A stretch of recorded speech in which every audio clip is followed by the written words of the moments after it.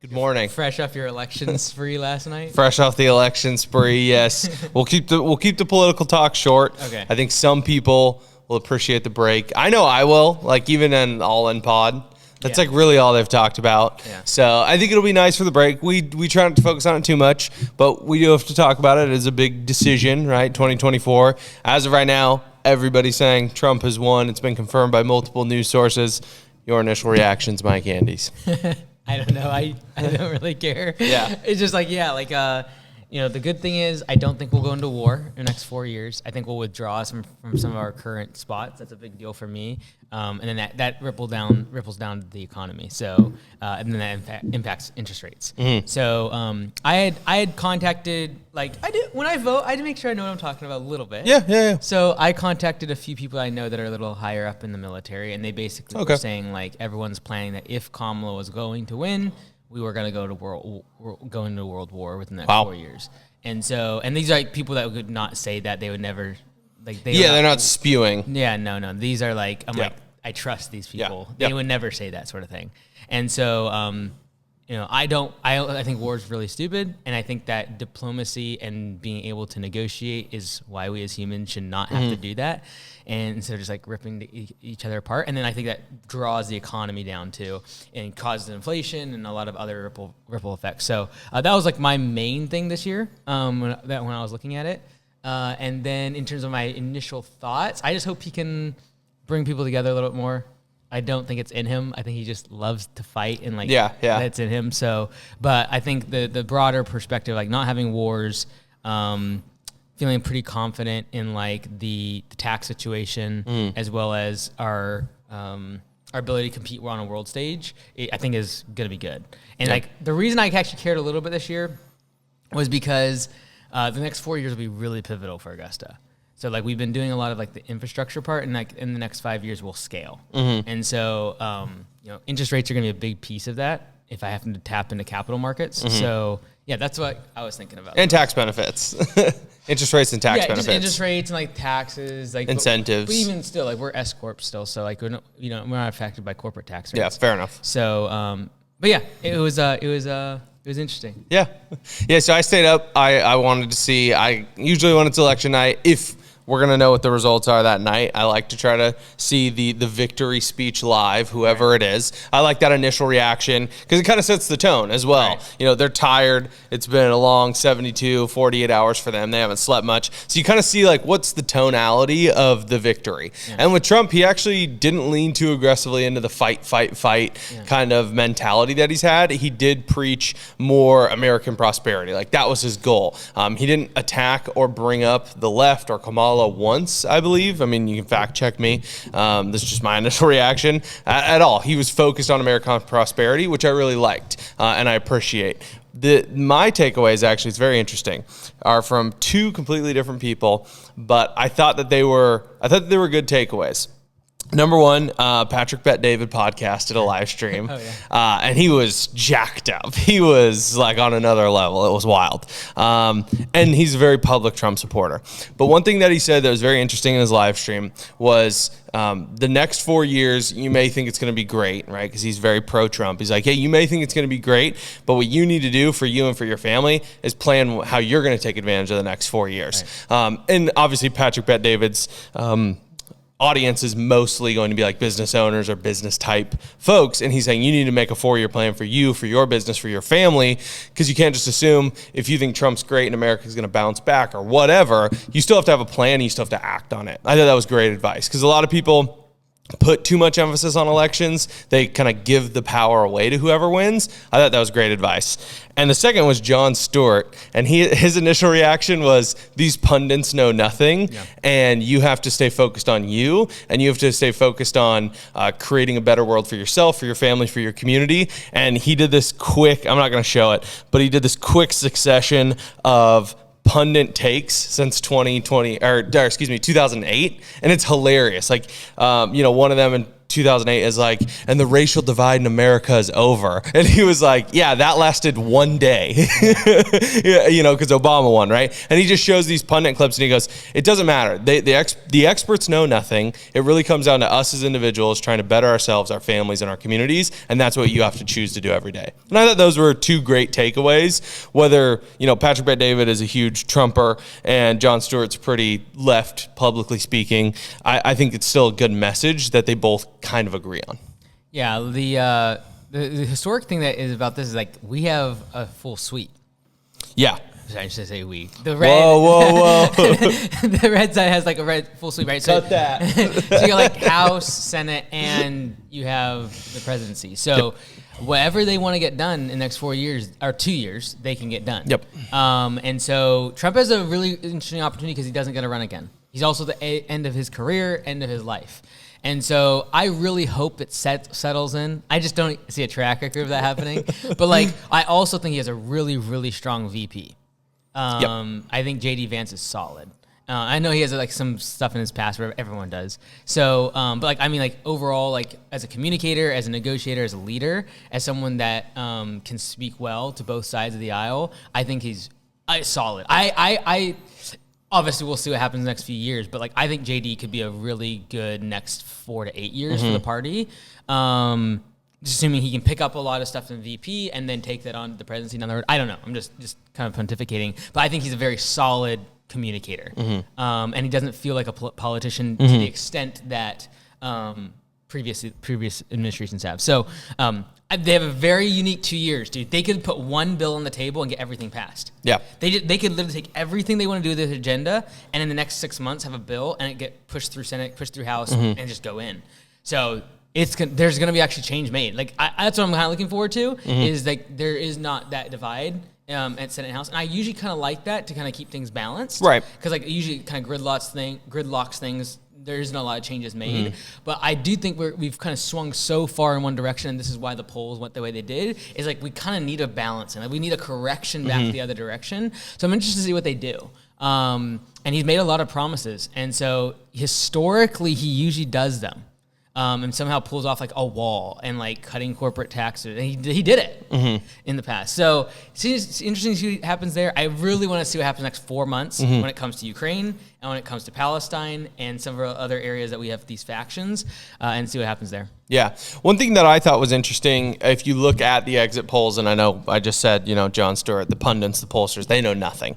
But if you do look at the exit polls, which some people say are accurate, not in terms of who voted for who, because some people do not feel comfortable sharing that information. They like the privacy of casting their ballot.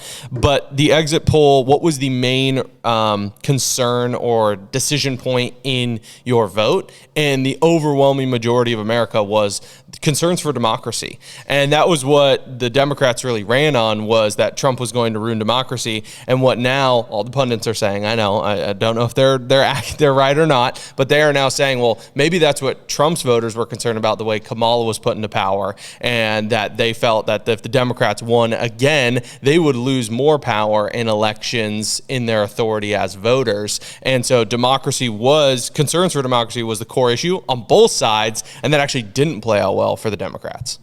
So, interesting. I don't think I have anything else on that. The garbage truck was genius. Garbage marketing. Truck, great marketing. Oh, dude. I think Barron Trump is like the secret weapon behind Donald Trump's success this campaign. He got him on all the podcasts. Yep. He's very connected. You even look at the difference in social media. Like they just crushed it. Like his kids put him in.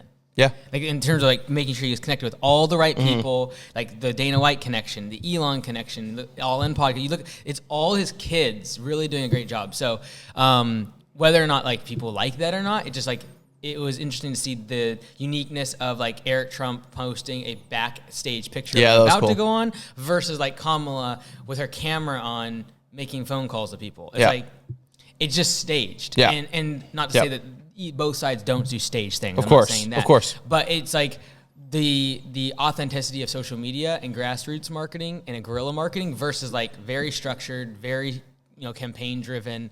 And so, yeah, I'm interested to see cause we're recording this first thing in the morning. Yeah. So I'm interested to see like the speech from Kamala and see if she does anything weird. I think she'll be pretty, handing the reins over and be pretty peaceful.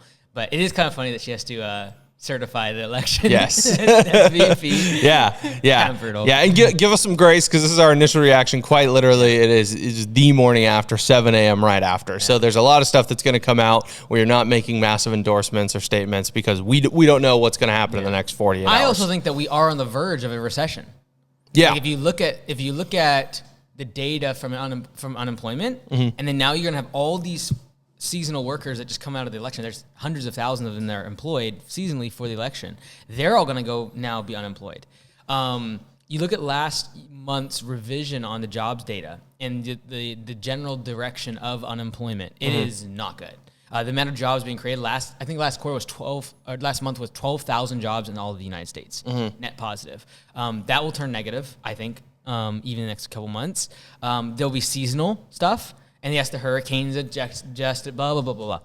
Look at the curve over the past 24 months. We have a solid decline of the amount of jobs being created. And so I think we are on the verge of a recession. We have high interest rates still. We can't lower them too quickly because we have inflation still knocking on the door. So like it's not like he's getting handed this beautiful thing. The stock market's ripping. Oh, yeah. But that is no indication of the economy in many cases. And so there's a very good chance that in February and March, we have horrible data coming in, and he's in the middle of a recession when he walks into the office.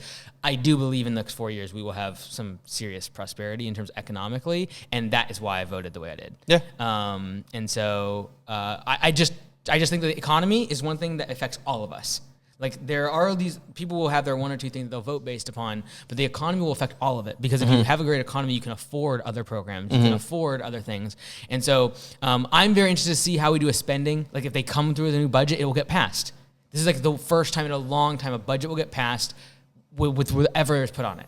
And so like, can we actually balance the budget? I don't think so. No, I know we will not, but can we get closer to it? Can we actually show the American people how to have financial responsibility? I don't believe we can. But Trump has nothing to lose in this term because he can't get voted in again. So can he actually bring down the hammer and do what we need to do for the long-term debt? I don't know, but we'll see. I think he's going to run it hot. Yeah. Just the way he is, he's going to like want to cut interest rates. He's going like even cutting taxes is also inflationary. Like people spend more money. So then the inflation runs hot. So then you have to, so it'll be interesting to see what happens there. But I think he will try to like grow at all costs and not outgrow everything. Because in that economy, sorry to no, you're good. Talking, but in that economy of grow, everyone feels rich, and it's very good politically. Whereas if you're like, hey, we're going to slash budgets, we're going to cut spending, we're going to cut government jobs, that creates horrible political, undertones. Yeah, I think he has the balance though of a young GOP JD Vance, right? If the GOP's plan is to put JD Vance kind of in the driver's seat after Trump and potentially position him to be the next president, then I think he'll be the balance to that, because Trump can't push to all extremes, because then what's going to happen in 4 years is just going to flip again. Yeah. So they need that transfer of power to JD Vance, which allows him to kind of have a more balanced approach over the next 4 years. Yeah. I'm just happy my 30s are like going to be, I think my 30s are going to be like peak, really where I need it to be at. Yeah. So it's one of those things that's like, luck meeting opportunity. Yeah. So it's like, I think I'm going to get lucky for the next like 2 to 3 terms. Because I believe we're going to have a pretty good economic, people are going to get out of wars and stuff like that. I think the next election, people are going to be like, okay, I can compare the two, and I went the latter. Yeah. And then if I had another 4 years, I think we'll be public by then. So once we're there, then it's like, okay, you do whatever you want. Like I need to like work on this thing for the next 8 years. So. Yeah, fair enough. And last thing on this, Elon was not in attendance or not on stage, but there was a backstage photo of him with Dana White and Trump, which I thought was just hilarious. Oh, with them talking? Yeah. I saw that one. Yeah. Wait, that was backstage? I saw a different one. No, I know that's the one. I think Elon was there for like the dinner or whatever, but he wasn't there like on stage. Like he didn't stay all night. Was it the CEO, CTO, CMO yes. one? That was good. But I think Elon, honestly, is probably the biggest impactor of this election. I don't know if you'd agree with that, but he owns X, and he's very pro free speech on X. He was doing all sorts of campaigning for Trump in Pennsylvania, which was arguably the most important battleground state. Okay, one thing politically she messed up on is Pennsylvania. Like, if she would have got Shapiro, who they love in Pennsylvania, that could have swung. Yeah. Like, anyway, sorry. No, you're good. So I think Elon, not single-handedly, but he was one of the biggest inflection points for Trump during this election. And his tweet after Fox announced Trump as the winner, did you see what it was? I don't know. He just said, you are the media now. Oh, yeah.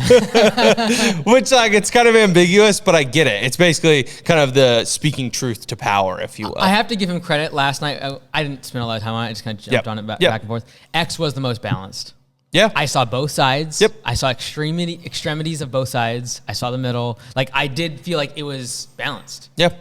And that's tough because what was interesting to me is people going on there and freaking out about how is this possible? It's rigged when all I was seeing was X, Y, and Z from both sides. And the same thing happened in 2020. And it's because, like, the algorithm is feeding you what you always like to watch. Yeah. And so you're only seeing the YouTube videos that are about either side. Yeah. And so I thought X did a well, just based on probably 20 to 30 minutes of consumption last night on X, I thought it was the most balanced. I saw both sides in my feed and both extreme sides, and I thought that was healthy. Yeah. Because in 2020, it wasn't like that. Yeah. I remember going on there just like, this is so stupid. Yeah. Like, I know there's more. The 50% of people are voting the opposite direction of what this is telling you. This is 99% one way. Yeah. Fair enough. Well, that is your election update. Hopefully we can be off politics for a while. We'll try to move back to business. You'll have to put a timestamp, like skip to 19 minutes. Yeah. If you like skip the politics. Just skip ahead if you don't want the politics. We're moving on, all right? We're moving to business. All right, new pod. Here we go. Welcome to the pod. Welcome to the pod. Welcome back. Another episode, C-Suite Unfiltered. Mike Andes. We are jumping into business. Now, I was scrolling my phone the other day. Okay. And I am not an avid supporter of this brand or this restaurant, but I got a sponsored ad from McDonald's. Okay. Well, that's a lot of text. Stating a message to our fans, what we know, what we've done, what we're doing, and our commitment to our fans. All right. So I'm not going to read this, but what they know is that you can safely and confidently eat at McDonald's. All right. Mm-hmm. Do you know what this is in relation to? No, but I can get the tones of it. I think they put too much text on this image. My goodness. Yeah, it's a lot of text. I'll put it up on the screen. And then the caption is just a message to our fans. All right, so this is sponsored. This is an ad that I got on my Instagram feed. I do not follow McDonald's in any way, shape, or form. I cannot remember the last time I Googled McDonald's to be kind of in the target audience, if you will.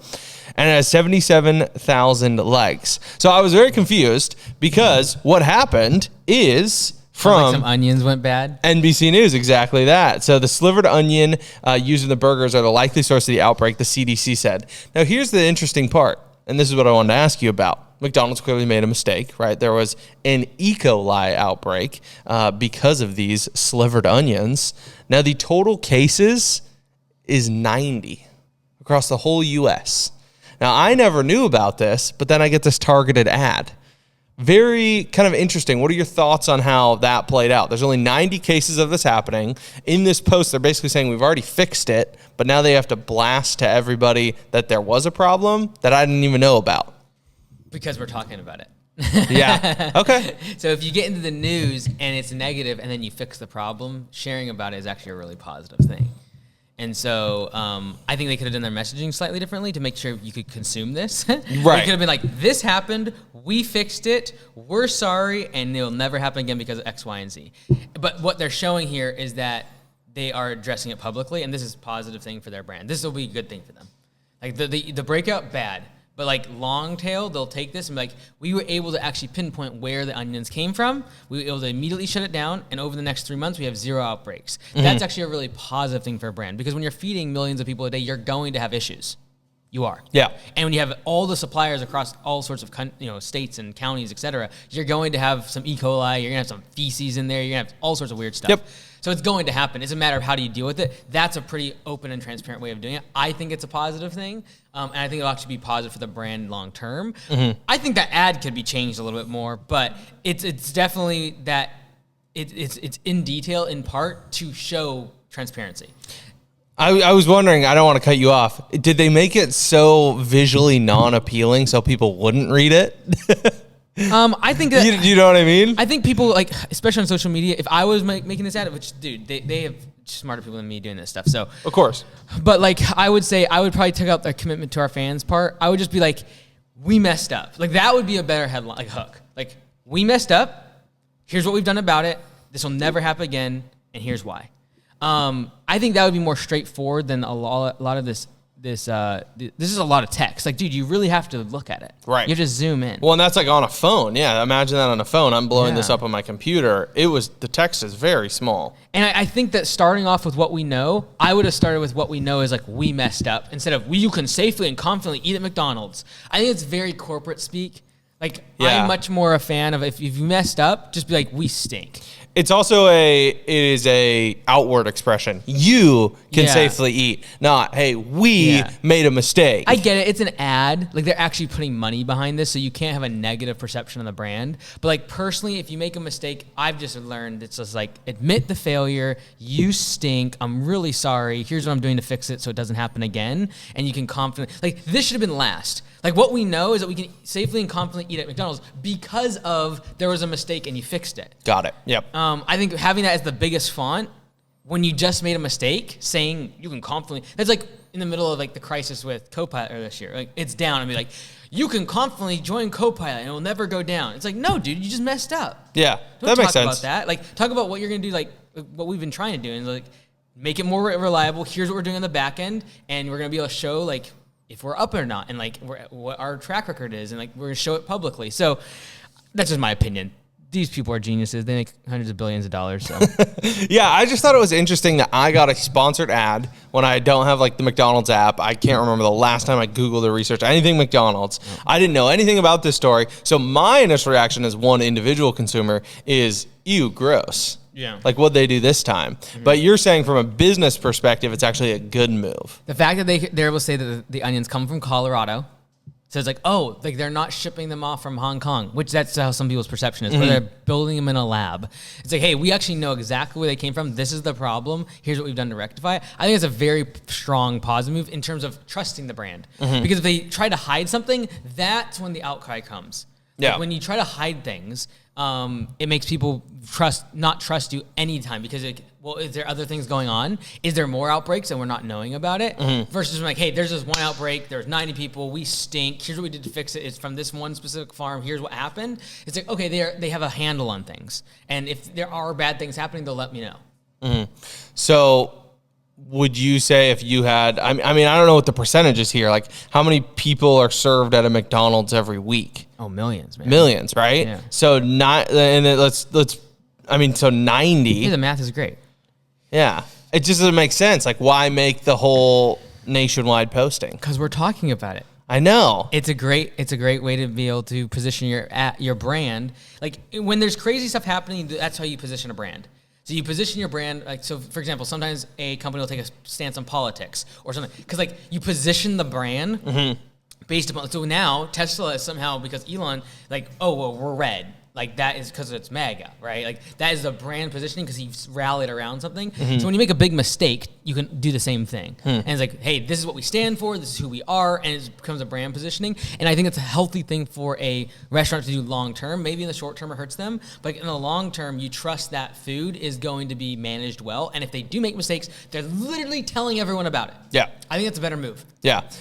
Well, I was just going to say, here's the kicker. I didn't read the whole article. I'll hand up. This is Lee just trying to find good headlines to talk about on the pod.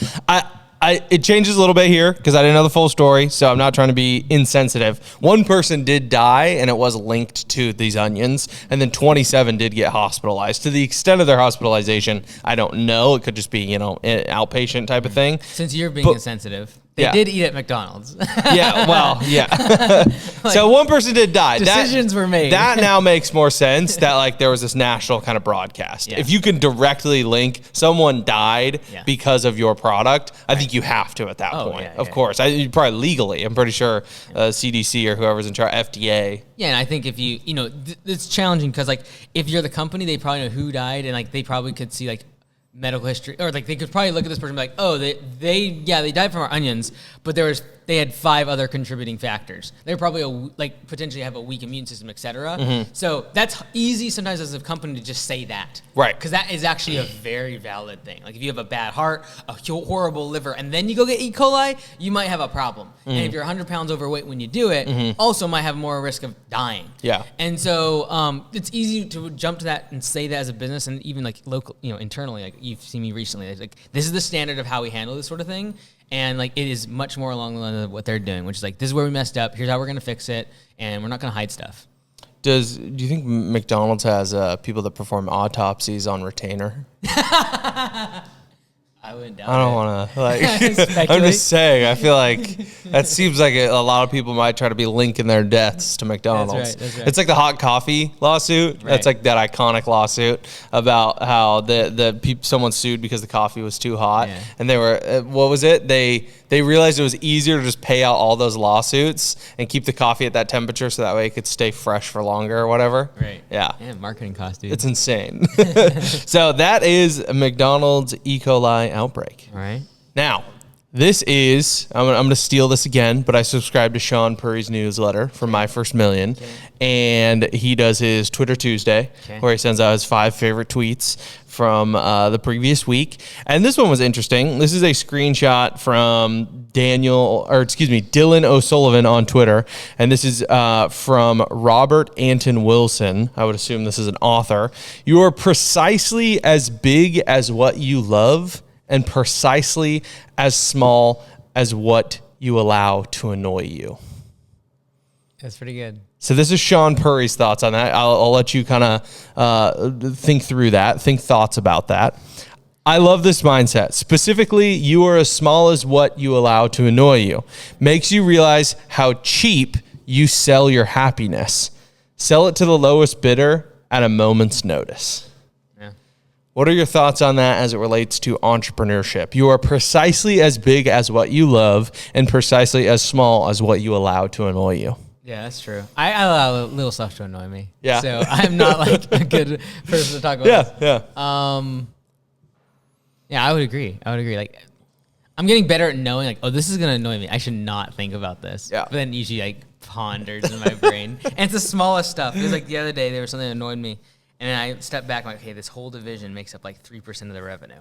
Like, this is not a big deal. I need to like chill out. Yeah. But yeah, I would agree. But like, I don't know. It's also like, are you optimizing for happiness? Maybe not. Yeah. Yeah, that's fair. I like Sean Purry's takeaway, which was the most impactful for me, is makes you realize how cheap you sell your happiness. I think that nowadays, because we live in such an instant gratification society, we have kind of the world at our fingertips with mobile devices. I could order any type of food that you could imagine via Uber Eats. I could book a flight tomorrow to Bali. Like, I could have all these life experiences. And then all of a sudden I look down and like, there's a stain on my shoe.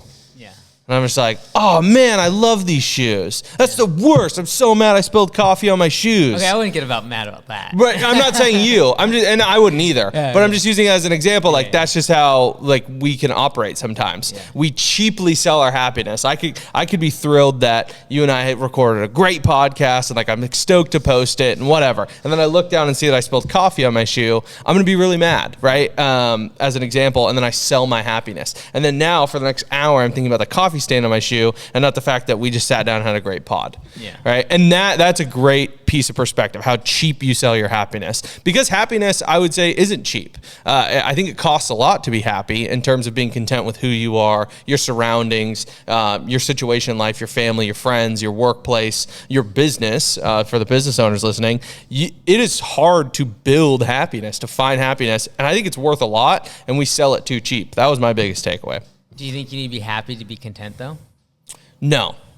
That's my thought. No, not at all. And I also think, and this is getting now more into like religious beliefs, I also think there's a difference between happiness and joy. Right. No, I agree. Yeah. So I thought you might agree with that. So happiness, we're talking about more of just an emotional responsiveness to your internal and external surroundings is what I would call happiness. And I'm not optimizing for happiness. I'm optimizing for progress. And if I can be content along the way, great. But like, there is a lot of good that is had because people do not do not optimize for happiness. And so like if you're optimizing for happiness, great. Nothing against you. Just realize there are other people that are not optimizing for that. And so like if I was optimizing for happiness, I wouldn't work as much as I do. And I wouldn't be annoyed by the little things. And you're like, yeah, that takes away happiness. Yes, but I fixed the little things. I make sure that there's no coffee around to stain people's shoes. And then that ultimately will help other people in like say Augusta Nation or in the industry. And so like I'm optimizing for something very different than like getting coffee on my shoes. Who cares? It's like we'll fix the coffee problem, and that will like move another strategic thing that I'm focused on down the road. So I'm not optimizing for happiness. Like if I'm content, everything else beyond that, I'm like, who cares about happiness? So like I would say I agree. I'm just being devil's advocate. I love it. But like my thought is like, yes, it takes away from my quote happiness. I'm not optimizing for happiness. I am content. That box has been checked. And so I'm going to take the things that annoy me, and usually it's around performance. Usually it's around this could be better. Usually it's the vast gap between good and great. Like those are the things that annoy me. And so if I can actually just spend my time and energy working on those things, the outcome is what I'm looking for. Fixing those problems is actually what I'm trying to do. Yep. And so, yes, I will not be as happy trying to fix those problems, but there's other things I'm optimizing for. Yeah, and this is, obviously we're speaking very generically about, happiness in life, but there are times where, as you've said, one of your phrases that I like to refer to a lot is sacrifice or regret. Like you will have moments of life where you're sacrificing and you're not emotionally happy, but you are making that decision to better yourself and to move forward. So I would say, don't allow the sacrifice to annoy you, right? Going back to the quote, you can let the sacrifice annoy you. It's like the people, that's not a good example. I was trying to think of a good example where people, like, they're actively sacrificing, but they want you to know about it. Yeah. Right? Because they're annoyed by it. Like, oh, I'm doing this thing. Oh, yeah, I have to go help do X, Y, and Z. Yeah. Or, yeah, I'm taking this new stride in my life. Yeah. Right? And they're annoyed by it. That's the selling the happiness. Yeah, it's what my WhatsApp status has been for a long time now. Let your game performance prove how hard you practice. So I don't need to tell everyone how hard I work or what I'm doing. It's just like, we can tell. Yeah. We will see how you shoot the 3-pointer and if you can shoot your free throws and how long you stay on the hardwood. Like we do not need to know how hard you're practicing. And so that's one thing I've always been kind of checked on is like, I don't need to show like pictures of me working at night or like me hustling. It's like, we can see the output of all of that if you're actually doing it. Yeah. So anyways. You've posted one in like the last year of you doing kind of like a late night grind. Yeah. And like one of the comments instantly was like, oh yeah, it takes picture, goes back to sleep. And I was like, and it's like, seriously, like that's the internet. That's the world we live in. That. Wasn't that the one in Texas? It was in Dallas, yeah. Yeah, I just woke up. Yeah, I know. I could verify that you were up and you looked exhausted the next day. I went to bed for like an hour from 2 to 3 and then I woke up at 3:30. I can verify. You looked extremely exhausted. Like that was not fake. But that's the internet, right? Yeah. Now, I do want to talk about, because it's quick to jump to the second part of this quote. What are your thoughts on the first part? You are precisely as big as what you love. Just period. End the quote right there. You're precisely as big as what you love. It's very broad. Yeah, it's kind of like pseudo philosophical. Yeah. Like just because I love something doesn't mean it make me any better. Right, yeah, like someone could like love the Seahawks. Like they love their sports team. Like I have a Kraken hat on. You could love the Kraken. Yeah. So like, what does that mean? If I love the United States, like I have a bigger mindset than if I love Washington? Yeah. Like if I love God, is that like the ultimate? Because like it is above all? Yeah. Am I bigger? I bigger? I think it's maybe not you are precisely as big as what you love. You're precisely as big as what you demonstrate love. Yeah. Like you're able to have the capacity to love something. Yeah. That makes sense. That's what it is. It's not. Yeah. It's not like the aspiration of. It is the attainment of. Yes. Got it. Yeah. So I think that's good. Okay. And I think, it's like, are you in business? Are you trying to push your career because you love self-status? Well, then you're as big as someone who's really selfish and egotistical. Are you doing it to better your position in life, your family, your community, create jobs? Well, then that's admirable. And if that's what you're doing, if that's the love at which you're doing it for, then you're as big as someone who is caring, who is giving back, those sort of things. Does that make sense? Makes sense. Yeah.